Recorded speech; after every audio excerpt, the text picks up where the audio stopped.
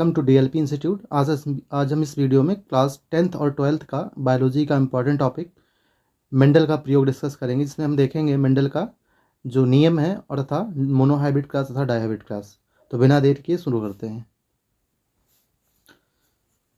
देखिए, सबसे पहले हम देखते हैं ये मेंडल के प्रयोग। मेंडल कौन थे? मेंडल का पूरा नाम ग्रेगर जोन मेंडल था। ग्रेगर जोहन मेंडल जो अनुवांशिकी के जन्मदाता कहलाते हैं, अर्थात अनुवांशिकी के जनक कहलाते हैं। मैं उन्हीं तथ्यों पर बात करूंगा जो ज़्यादातर आपके बोर्ड एग्जाम में आते हैं। अनुवांशिकता के जन्मदाता कहलाते हैं, अर्थात अनुवांशिकता के जनक कहलाते हैं। ये चर्च के पादरी थे, यानी कि जिस प्रकार से मंदिर में पुजारी होते वैसे चर्च में एक पादरी थे और साथ में शोधकर्ता भी थे, वैज्ञानिक थे। मेंडल ने अनुवांशिकी का प्रयोग जो किया वो उद्यान मटर पर किया था। किस पे किया था? उद्यान मटर पर किया था, जिसका वैज्ञानिक नाम पाइसम सटाइवम था। मेंडल ने मटर के यानी कि उद्यान मटर के 7 लक्षणों पर 7 वर्षों तक अध्ययन किया था। कई बार बहुविकल्पीय प्रश्नों में आता है कि कितने लक्षणों पर अध्ययन किया, तो 7 लक्षणों पर 7 वर्षों तक अध्ययन किया। साथ में मेंडल ने जो अपने प्रयोग किए, एक्सपेरिमेंट किया, अध्ययन किया, उसके आधार पर 3 नियम दिए, जिसे मेंडल के अनुवांशिकता का नियम कहा जाता है। वो नियम 3 इस प्रकार से हैं। पहला तो प्रभाविता के नियम, लॉ ऑफ डोमिनेंस कहलाता है। दूसरा कारकों के पृथक्करण का नियम या युग्मक की शुद्धता का नियम, law of law of segregation या law of purity of gamete कहलाता है। और तीसरा जो नियम दिया गया, स्वतंत्र अपविभजन का नियम या लॉ ऑफ इंडिपेंडेंट असॉर्टमेंट या लॉ ऑफ फ्री रिकॉम्बिनेशन भी कहलाता है ये। ठीक है, तो सबसे पहले हम शुरू करते हैं। मेंडल ने जिन 7 लक्षणों पर अध्ययन किया था, कौन से लक्षण थे? तो पहला मेंडल ने जो लक्षण दिया था है, पहला लक्षण सीड का शेप। सीड का आकार क्या था? बीज का आकार क्या था? बीज का आकार, बीज का आकार पहला, बीज का आकार, आकार, बीज का रंग, ये बीज का रंग है। देखिए, बीज के आकार में जो राउंड है ये प्रभावी लक्षण को दर्शाता है, गोल वाला, गोल प्रभावी लक्षण। और विंकल यानी कि झुर्रीदार जो है, झुर्रीदार, ये अप्रभावी लक्षण है। साथ में बीज का कलर, बीज का कलर पीला वाला प्रभावी लक्षण और हरा वाला अप्रभावी लक्षण। साथ में पॉड यानी फली का जो आकार लिया था, फली का आकार फूला हुआ जो है वो डोमिनेंट लक्षण है, प्रभावी लक्षण है। और चिपका हुआ, जो चिपका हुआ लक्षण जिसमें हर एक बीज पर जो है गड्ढा बना हुआ है, वो अप्रभावी लक्षण है। साथ में पॉड का कलर यानी कि फली का आकार जो है रंग लिया, उसमें ग्रीन यानी कि हरा जो है प्रभावी लक्षण है और जो पीला है वो अप्रभावी लक्षण है। पुष्प का कलर, पुष्प का कलर पर्पल यानी नीला जो है, जो है बैगनी कलर जो था, नीला भी कहीं कहीं लिखा मिलता है, बैगनी कलर जो है वो प्रभावी लक्षण। और दूसरा व्हाइट लक्षण, व्हाइट जो है यानी कि सफ़ेद। तो सफ़ेद अप्रभावी है और बैगनी कलर कैसा है? प्रभावी है। पुष्प का स्थान, अब पुष्प के स्थान दो, एक तो अच्छे एक्सिस पर जो कि साइड साइड निकलते हैं और ऊपर पौधा बढ़ता रहता है, और दूसरा टर्मिनल यानी कि पौधे के सबसे ऊंचाई पर, सबसे टॉप पर निकलते हैं, है ना। तो ये 2 प्रकार के पुष्प यानी कि जो अच्छी है, यानी किनारे किनारे लगते हैं पुष्प, वो जो है प्रभावी लक्षण है। और बिल्कुल ऊपर पौधे के सबसे ऊपर लगता है वो अप्रभावी लक्षण है।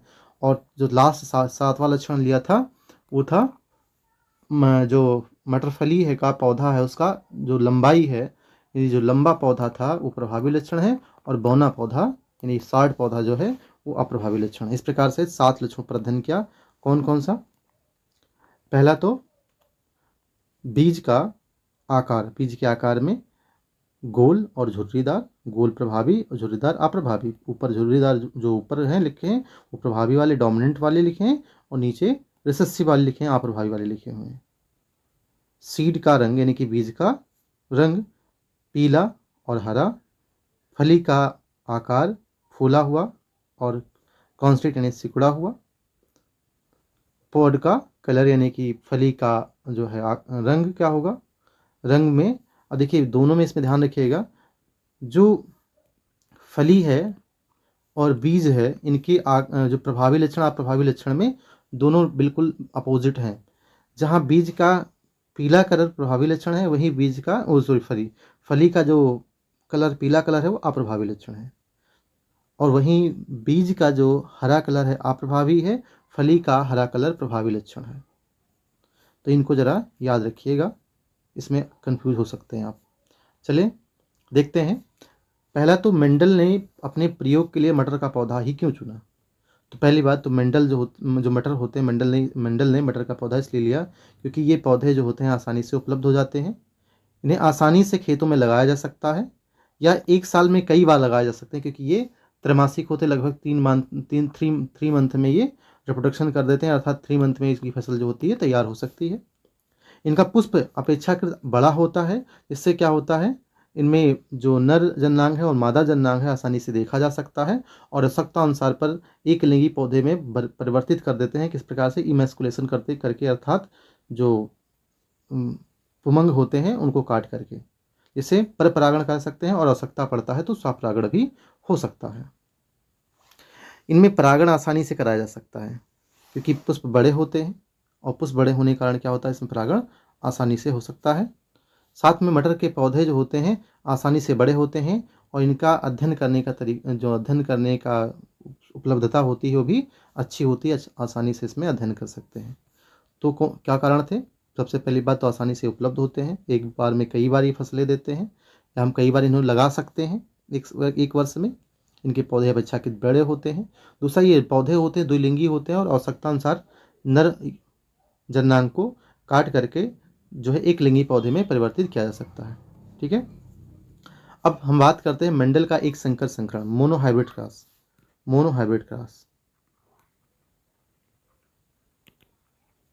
मेंडल ने जो मोनोहाइब्रिड क्रॉस किया था, एक संकर संकरण किया था, इसमें क्या था, मेंडल ने 2 पीढ़ियों तक एक लक्षण का जो अध्ययन किया, मटर के 2 पीढ़ियों तक एक लक्षण का अध्ययन किया जो मोनोहाइब्रिड क्रॉस कहलाता है, जैसे कि पौधे की लंबाई की आनुवंशिकता का अध्ययन। तो मेंडल ने क्या किया, शुद्ध लंबे पौधे का क्रॉस बौने पौधे के साथ कराया। अब देखिए, जब हम युग्मक के जीन लिखते हैं तो ध्यान रखिएगा, जो प्रभावी लक्षण होता है उस प्रभावी लक्षण के लिए हम जो अंग्रेजी का पहला अक्षर होता है वही लिख लेते हैं और अप्रभावी के लिए उसी अल्फ़ाबेट का स्मॉल लेटर लिख देते हैं। जैसे लंबा का मतलब टॉल, और टॉल को कैपिटल टी से लिखेंगे यहाँ पे टी जीन, और शुद्ध लंबे का मतलब दोनों के दोनों जीन जो होंगे वो प्रभावी वाले होंगे, और बौना तभी होगा जब दोनों के दोनों जीन अप्रभावी वाले होंगे। यानी हमने इसको क्या लिखा है, स्मॉल टी, यानी शुद्ध लंबे का क्रॉस बौने के साथ होना है। अब यहाँ पे जो ये है, ये पहली पीढ़ी, ये जो है जनक पीढ़ी कहलाएगी। ये सबसे पहले P1 जनरेशन, ये या प्रथम जनक कहलाएंगे, ये जनक पीढ़ी कहलाते हैं। इनके युग्मक से बनाएंगे तो आप जानते हो इनके दोनों होमोजाइगस हैं, समयुग्मता है, एक एक प्रकार का युग्मक देंगे। अब इनका जब क्रॉस होगा, ये युग्मक बने हैं, इनका जब क्रॉस होगा, युग्मक बनेंगे तो क्या बनेगा, ये युग्मक जो मिलेंगे क्रॉस करेंगे तो क्या बनेगा, कैपिटल टी स्मॉल टी, अर्थात सभी के सभी जो पौधे बनेंगे वो सभी के सभी जब बड़े होंगे तो ये कैसे होंगे, लंबे होंगे। यानी इनसे प्राप्त बीज को जब उगाया जाएगा, इस प्रकार के शुद्ध लंबे और बौने पौधों के बीच जब क्रॉस होगा, परागण कराया जाएगा, उससे जो बीज प्राप्त होगा, उस बीज को जब उगाया जाएगा तो बीज कैसा होगा, उस बीज से पौधे जो प्राप्त होंगे वो लंबा होगा। ठीक है, लंबा पौधा प्राप्त होगा।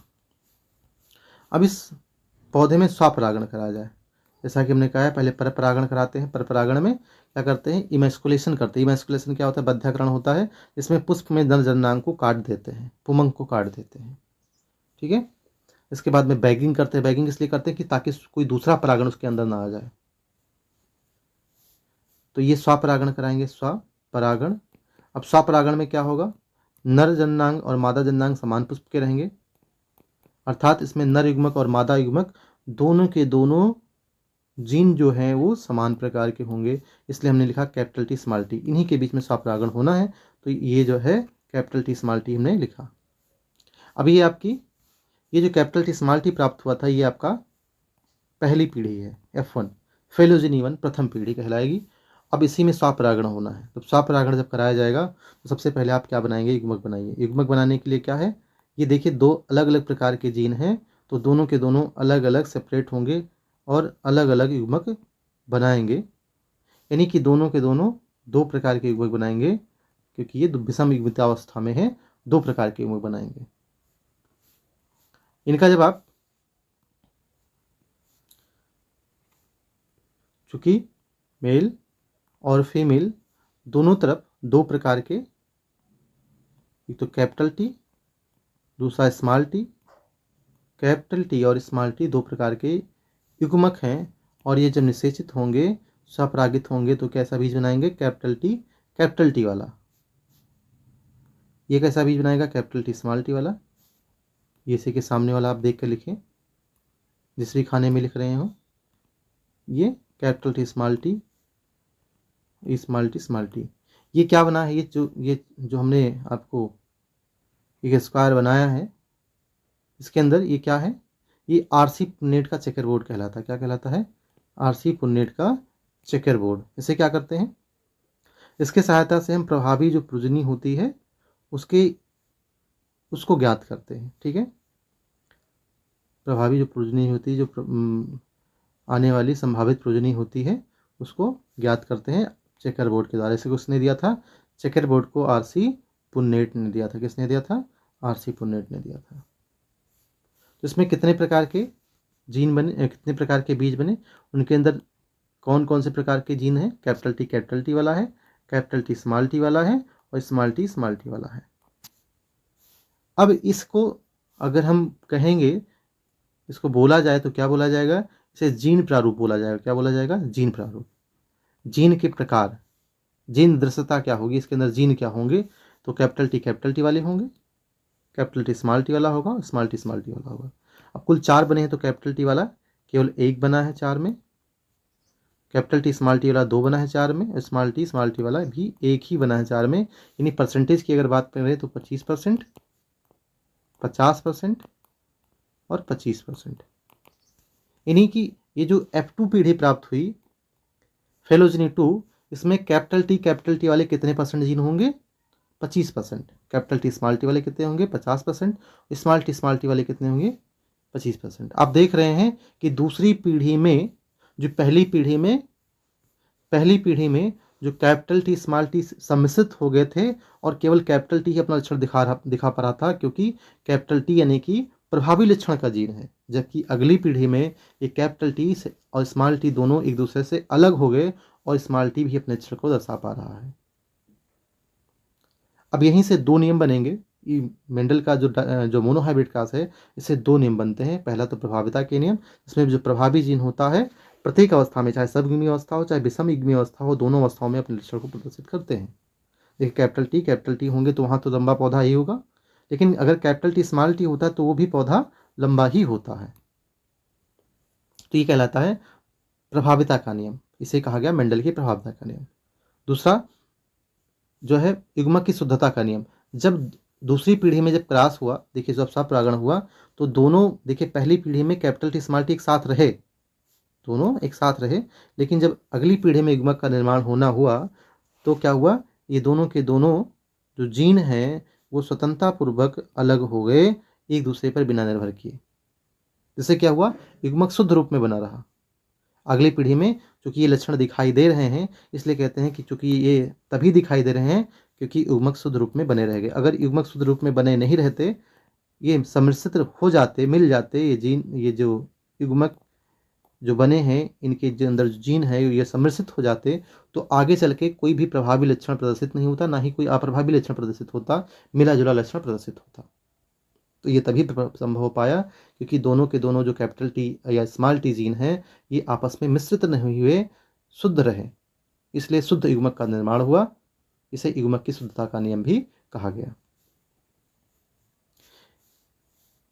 अगर इसका अनुपात देखेंगे, कैपिटल टी इस अनुपाते कैपिटल टी अनुपाते स्मॉल टी, तो इसका क्या अनुपात आएगा?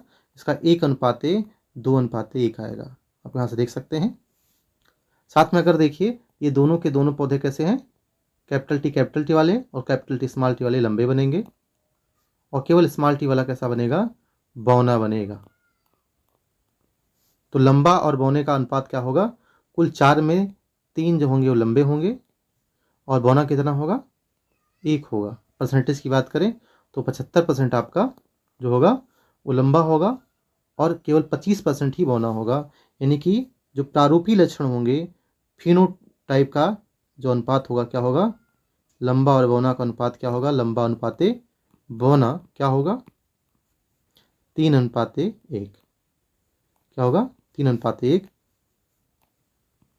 अब ये जिसमें जीन दिखाए गए हैं इसे हम जीन प्रारूप कहते हैं। क्या कहते हैं, जीन प्रारूप कहते हैं, या इसी को हम जीनोटाइप कहते हैं, जीनोटाइप।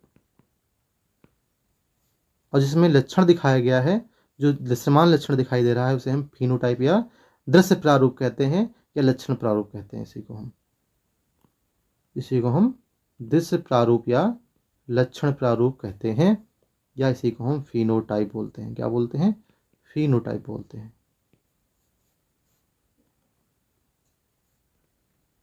तो ये आपका मोनोहाइब्रिड क्लास कंप्लीट हुआ।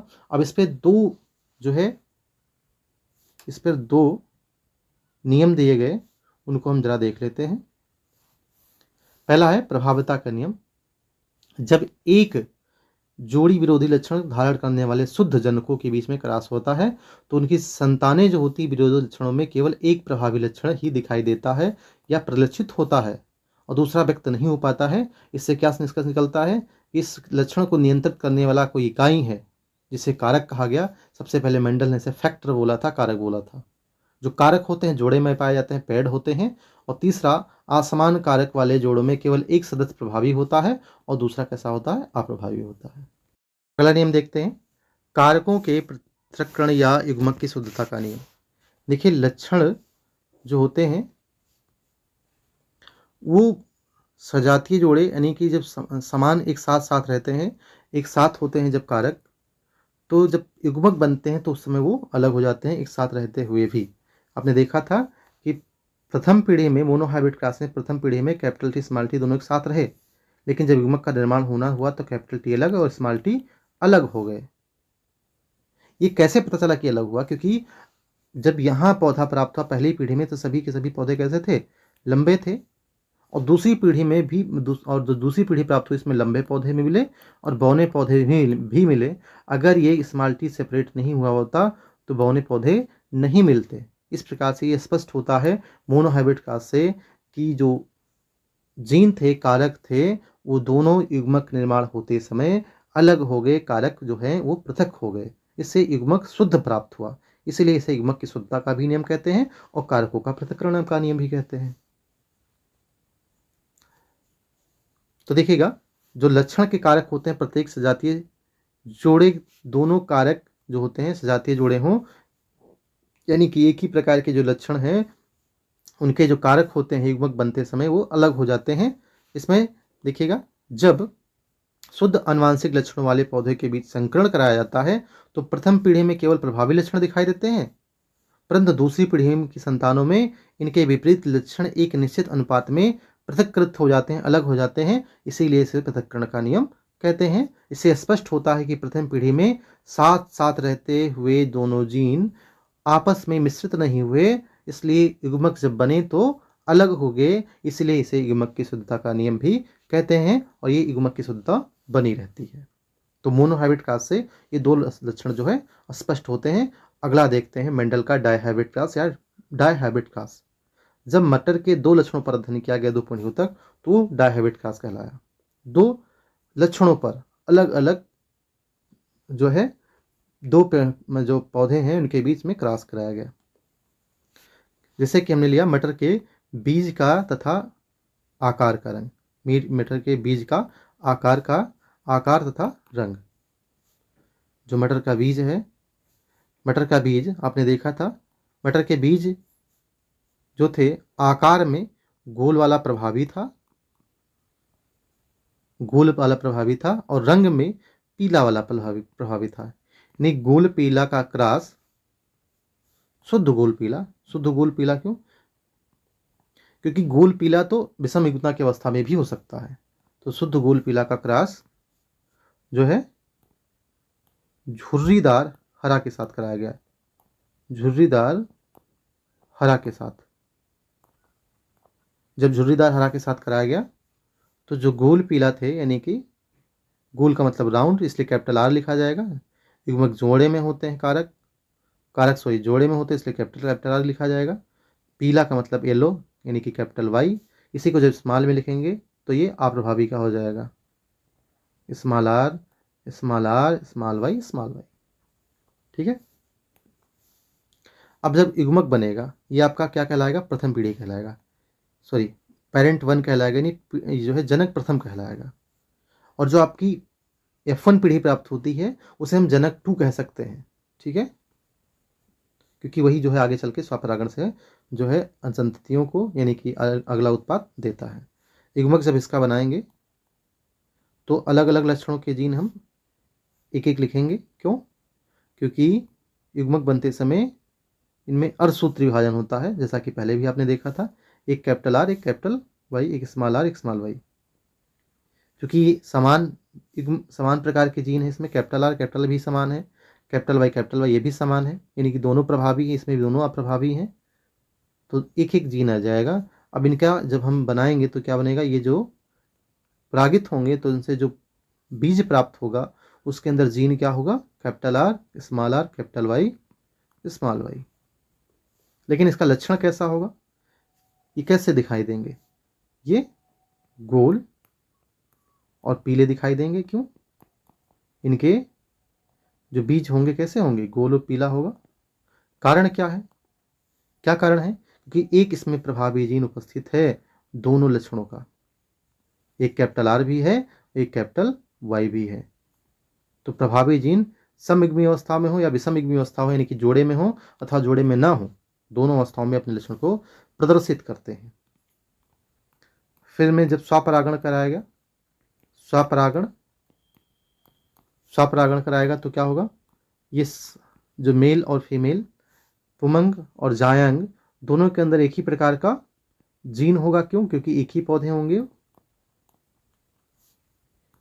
अब ये आपकी जो पीढ़ी प्राप्त हुई थी ये F1 कहलाई, लेकिन अब इन्हीं में क्या होगा, स्वपरागण होगा, तो ये आप इन्हें P2 कह सकते हो, है ना। अब देखते हैं F1 पीढ़ी में जो F1 जनरेशन है उनमें जब सेल्फ पॉलिनेशन हुआ, स्वपरागण हुआ, तो क्या होगा, सेल्फ पॉलिनेशन के बाद में क्या होगा, स्वपरागण के बाद में क्या होगा। सबसे पहले इनका जीन बनाइए, युग्मक बनाइए। देखिए कभी भी विषम युग्मता हो अगर, तो आपको अगर एक से अधिक उसमें जीन लिखे हों तो आप कैसे बनाएं, पहले एक जो लक्षण हो उसका जीन आगे लिख लें। अगर दोनों समान प्रकार के हों तो एक ही बार लिखें, दोनों असमान प्रकार के हों तो दो बार लिख लें। इसमें 2 प्रकार का है तो 2 बार हम लिखेंगे कैपिटल आर स्मॉल आर। अब अगला जीन 2 प्रकार का है तो 2 बार लिखें, 1 प्रकार का है तो 1 बार लिखें। तो दोनों 2 प्रकार के हैं तो कैपिटल वाई और स्मॉल वाई। इसी प्रकार से इसमें भी कैपिटल वाई और स्मॉल वाई। ठीक है। अब इससे क्या युग्मक बनेगा, कैपिटल आर कैपिटल वाई बनेगा, कैपिटल आर स्मॉल वाई वाला बनेगा, स्मॉल आर कैपिटल वाई और स्मॉल आर स्मॉल वाई वाला। यानी दोनों के दोनों जनकों में ये 4 प्रकार के युग्मक बनेंगे। तो इन्हीं को लिख करके हम क्रॉस करा लेते हैं, capital R capital Y, capital R small Y, capital R small Y, small R, देखिए small R capital Y small R small Y. ठीक है। देखिए जब क्रॉस हुआ तो यहाँ देखिए कैपिटल आर, इसमें क्या हुआ, कैपिटल आर कैपिटल वाई। यहाँ पे जो जीन का कुछ जो प्रारूपता है, देखिए किस प्रकार से है। जब भी जिस खाने में भी आप लिखें उसके सामने वाला जो है जीन हम यहाँ पे लिखेंगे। तो ये क्या हुआ, capital R capital Y, capital R capital Y. यहाँ पे कैपिटल आर कैपिटल वाई और स्मॉल वाई। तो जहाँ जहाँ पर आप देखिए ये आपका सभी के सभी जीन इसमें आपको डोमिनेंट वाले मिलेंगे। इन दोनों में आपको कैपिटल आर डोमिनेंट है, दोनों के दोनों। कैपिटल वाई एक डोमिनेंट है, एक रिसेसिव है, तो इसमें कैपिटल का ही जो लक्षण है, यानी कि जो प्रभावी लक्षण है वही प्रदर्शित होगा। आप यहाँ देखिए इसमें और इसमें, इन दोनों में कैपिटल आर भी कैपिटल वाई भी है, लेकिन यहाँ कैपिटल वाई दोनों पेयर में है और स्मॉल कैपिटल आर और एक स्मॉल आर, यानी कि जो राउंड का, यानी बीज के गोल का जीन है, सॉरी बीज के आकार का जो जीन है वो एक प्रभावी है, एक अप्रभावी है। तो प्रभावी वाला यानी कि राउंड वाला अपना लक्षण यानी कि गोल अपना लक्षण प्रदर्शित कर रहा है। अब इन चारों को देखिए, इन चारों के जीन जो हैं एक जैसे हैं। साथ में आप इन्हें देखिए, ये दोनों एक जैसे हैं। ये राउंड तो हैं, ये राउंड तो हैं, लेकिन स्मॉल वाई है। स्मॉल वाई होने का कारण क्या है? स्मॉल वाई है तो इससे क्या होगा, इसके जो कलर आएगा वो कैसा आएगा? ग्रीन आएगा। इसलिए हमने ऐसा एग्जाम्पल लिया है, चित्र सहित रहेगा। इस प्रकार से हमने चित्र जो है सिलेक्ट किया है कि उसमें जो है कलर सहित रहे, है ना। इसमें देखिए स्मॉल आर है, कैपिटल वाई, पीला तो बीज है लेकिन झुर्रीदार है ना। ये भी देखिए एक कैपिटल वाई है इसलिए पीला है, बाकी स्मॉल आर दोनों होने के कारण क्या है? ये झुर्रीदार है। इसमें दोनों स्मॉल हैं इसलिए ये झुर्रीदार भी है और हरा भी है।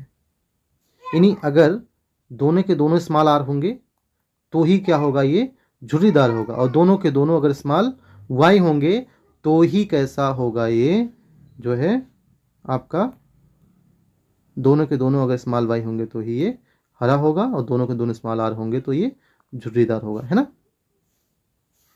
अब इससे क्या है, एक नियम निकल के आता है, स्वतंत्र अभिवन का नियम। अगर एक बार इसको लिखना चाहें आप तो सभी जीन प्रारूप लिख लें, है ना।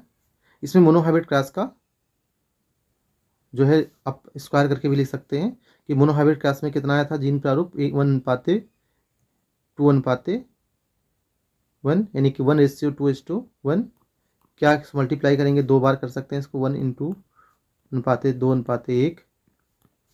इसको गुणा लगा के 1:2:1। तो इसका जो प्रारूप आएगा कितना आएगा? सब मल्टीप्लाई करेंगे आप इसको तो ये 4:2:2। देखिए गुणा करेंगे तो सबसे पहले मैं 2 से कर रहा हूँ सबको, 2 2 जा 4 हो जाएगा, फिर 2 1 जा 2, 2 1 जा 2। अगर चलिए मैं कर देता हूँ एक बार पूरा का पूरा, आप देख लीजिए। सबसे पहले 1 से कर लेंगे तो 1 आएगा इसका, 1:2:2:1। फिर 2 से करेंगे तो 2:4:2। फिर 1 से करेंगे आप तो 1:2:2:1। इसमें देखिए 4 एक बार है और आपका 4 बार 2 है और 4 बार ही 1 है।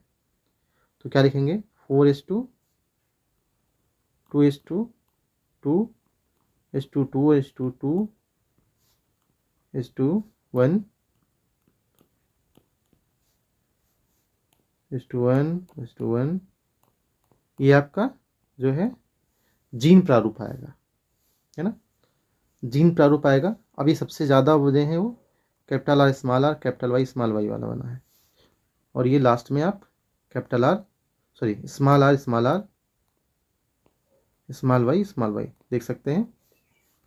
साथ में आप यहाँ देख लीजिए ये भी 2 बने हैं ऐसे, ये भी हमने बनाए हैं, जो ये भी 2 बना है ना। ये आपके 4 हैं, साथ में ये आप देख लीजिए 2 हैं, और ये आपके 2 हैं। तो इस प्रकार से, और लास्ट में आप एक एक जो है, लास्ट में एक एक जो आए हैं, देखिए पहला एक, ये दूसरा, है ना, और ये तीसरा, और एक एक लास्ट वाला चौथा। ये 4 आपके जो है एक एक बने हैं। इस प्रकार से इसको लिख लीजिएगा।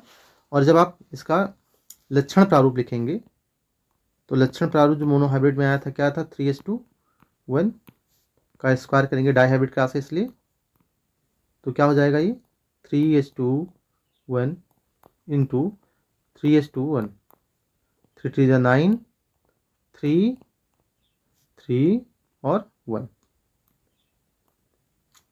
आपको स्पष्ट उसमें दिख रहा है सभी जीन और कलर, तो आप उसको उसी प्रकार से लिख सकते हैं, ठीक है। लक्षण प्रारूप को और क्या कहते हैं? दृश्य प्रारूप भी कहते हैं।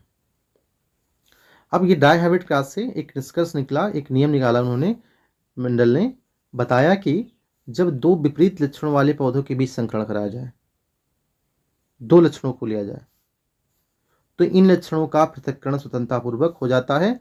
एक लक्षण दूसरे लक्षण की वंशागति को प्रभावित नहीं करता है। अगर प्रभावित करता होता तो कोई जो है, देखिए आप जो है कैपिटल के साथ में स्मॉल आर भी है और स्मॉल वाई भी है, कैपिटल वाई भी है, यानी गोल के साथ पीला भी है, गोल के साथ में हरा भी है, झुर्रीदार के साथ में पीला भी है, झुर्रीदार के साथ हरा भी है। ये सभी लक्षण एक दूसरे के साथ में मिल रहे हैं, यानी कोई एक दूसरे पर निर्भर नहीं कर रहा है। ऐसा नहीं कि गोल के साथ ही कोई पीला है या झुर्रीदार के साथ केवल हरा है। झुर्रीदार के साथ हरा भी मिलेगा, झुर्रीदार के साथ पीला भी मिल रहा है आपको। तो एक लक्षण दूसरे लक्षण को प्रभावित नहीं करता है, इसलिए इसको कहते हैं स्वतंत्र अभिवन का नियम, लॉ ऑफ इंडिपेंडेंट असॉर्टमेंट या लॉ ऑफ रिकॉम्बिनेशन कहलाता है, लॉ ऑफ फ्री रिकॉम्बिनेशन कहलाता है। ठीक है, अब यहाँ से कुछ और तथ्यवाद, जैसे आपसे पूछा जाए कि दिए गए जीन में कितने प्रकार के युग्मक बनेंगे, तो आप क्या करें, कितने प्रकार के युग्मक बनाएंगे, तो विषम युग्मता देख लीजिए। जैसे मान लीजिए कैपिटल आर स्मॉल आर लिखा है, कैपिटल वाई स्मॉल वाई लिखा है, इसमें दो लक्षण है अलग अलग, दो लक्षणों के अलग अलग ये जीन दिए हैं। ये देखिए ये भी विषम युग्मी है और ये भी विषम युग्मी है, यानी इसमें दो विषम युग्मता है। कितनी विषम युग्मता है, दो। जैसे हम लिखा capital R capital Y small Y, इसमें कितनी विषम युग्मता है, केवल यही लक्षण जो है, यानी कि जो बीज का रंग का लक्षण है, ये विषम युग्मित अवस्था में है, अर्थात इस दिए गए जीन में केवल एक विषम युग्मता है। तो विषम युग्मता के आधार पर आप कितने प्रकार के युग्मक बनेंगे इसे बता सकते हो बिना युग्मक बनाए। तो क्या करें, वैसे हमने आपको युग्मक बनाना ऊपर बताया है, आप देख लीजिएगा अगर पूरा का पूरा बनाना हो तो, या पूछा जाए। लेकिन अगर पूछा है कितने प्रकार के बनेंगे तो डायरेक्ट कर सकते हो कि 2 की पावर n, n क्या है यहाँ पे, विषम युग्मता है। क्या है, विषम युग्मता, विषम युग्मता है। क्या है ये, विषम युग्मता है। हेट्रोजाइगोसिटी क्या कहलाता है, ये हेट्रोजाइगोसिटी कहलाता है, विषम युग्मता कहलाता है। विषम युग्मता के आधार पर आप जो है ये बता सकते हो कि ये जो दिए गए जीन प्रारूप हैं, इनसे कितने प्रकार के जो है गैमीट बनेंगे, है ना, कितने प्रकार के गैमीट बनेंगे। जैसे आपने देखा capital R small R capital Y small Y है, इसमें विषमता कितनी है, दो, तो 2 की पावर 2 कितना हो जाएगा, 4 प्रकार के बनेंगे। इसी प्रकार से capital R small R capital Y small Y है, sorry capital R small R capital Y है, यानी इसमें विषमता कितनी है, केवल एक है, तो 2 की पावर 1 कितना हो जाएगा, केवल 2 बनेंगे। लेकिन अगर लिखा जाए कैपिटल आर कैपिटल वाई तो इसमें कितना विषम युग्मता है, इसमें 0 है, क्योंकि दोनों के दोनों लक्षण कैसे हैं, समयुग्मी अवस्था में है, तो 2 की पावर 0 यानी कि कितना हो जाएगा, 1, एक प्रकार के बनेंगे। इसी प्रकार से अगर देखो कैपिटल टी, इसमें विषम युग्मता कितनी है, कोई विषम युग्मता नहीं, क्योंकि दोनों के दोनों एक ही लक्षण है और दोनों कैसे हैं, प्रभावी हैं, तो 2 की पावर 0 यानी कितना बनेगा, 1। आपने देखा होगा कि इसका जो हमने युग्म बनाया था तो एक ही प्रकार बना था, कौन सा, कैपिटल आर कैपिटल वाई वाला, यहाँ पे केवल स्मॉल टी वाला बना था।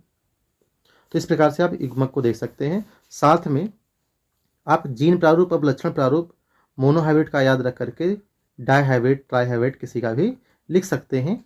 कैसे, आप ये आपका जो है जीन प्रारूप है, ये जीनोटाइप है, जीनोटाइप ये 1:2:1 अनुपात 1, यानी कि 1:2:1 की घात n, n क्या है, विषम युग्मता है।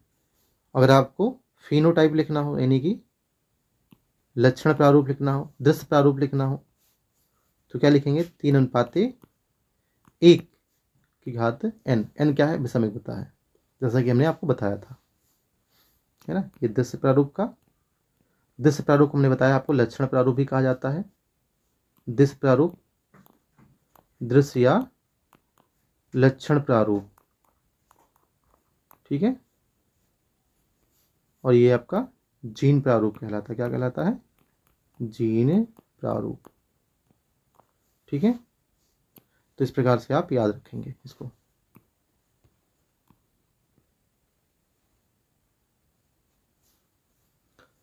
ये वीडियो बस यहीं तक, और अगर आपको डाउट रह गया है तो आप हमें कमेंट करके पूछ सकते हैं, या हमारे दिए गए व्हाट्सएप नंबर पर आप जा करके पूछ सकते हैं।